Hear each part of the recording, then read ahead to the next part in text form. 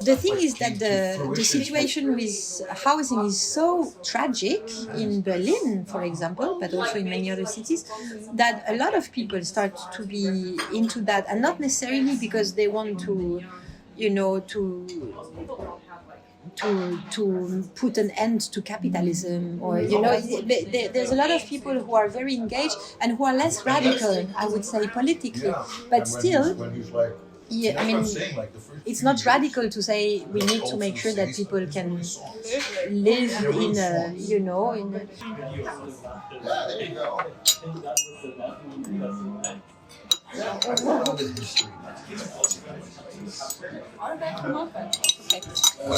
What I realized with the group is that a lot of solidarity is what is very important for all of us. I think everybody in the group would say, yes, for sure, this is a solidarity project and so. But we're understanding more and more that we don't all mean the same. So the moment it comes to hard facts.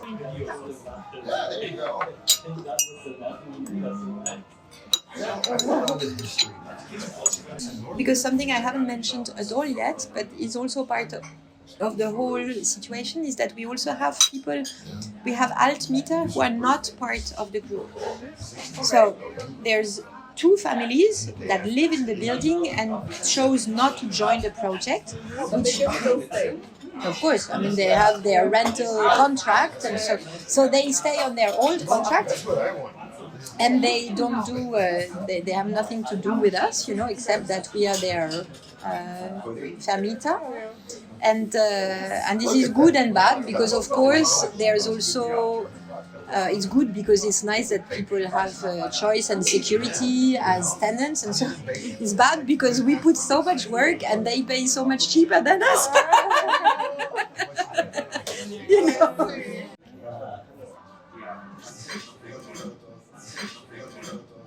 Some people are really into a super open communal life and so, but what I'm understanding more and more, and you see this in, there's those VGs, which is a bit more fluid, but still I chose to be in a VG with some people and not with the whole house. I don't want the whole house to just hang in my kitchen because they chose to, but I want the people with whom I make a mutual agreement.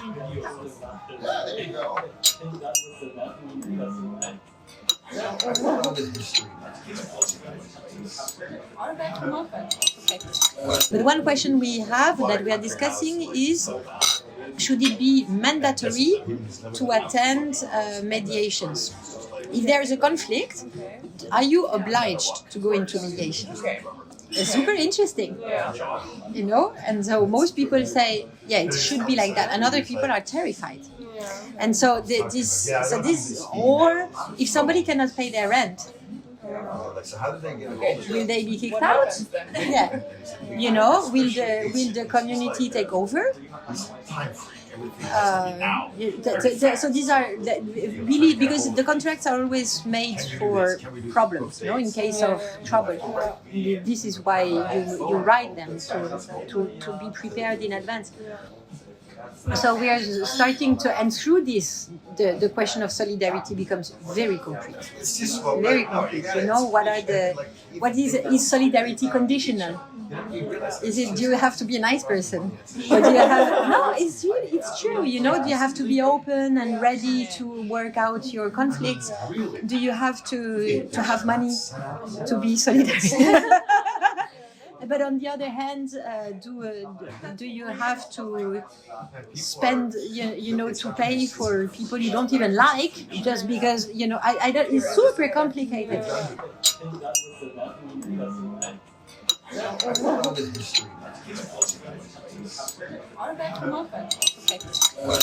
And then we met the people. And then we spoke together, the whole group, until we decided, I think we put dots, to see who has more, and in the end we made our choice. And I think It's we the made a big good choice. department store. But of course, some people were super sad because they had brought in people that they were very close to. And still, Then there's also been really discussions in the end where we were still all white European middle class people in that group, oops, it happened again. And so all this and so being aware of that and in the same time not having been able to change that, no? And so what does it mean about us? It's not great. yeah, there you go.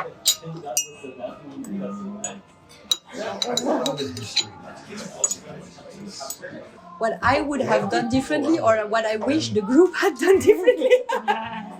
I think this whole process of going into so much details, about individual needs and desires and so, I think that has directed all of us into something a bit more bourgeois than I think we could have become. In the thinking of what is a house, what is living, and so on.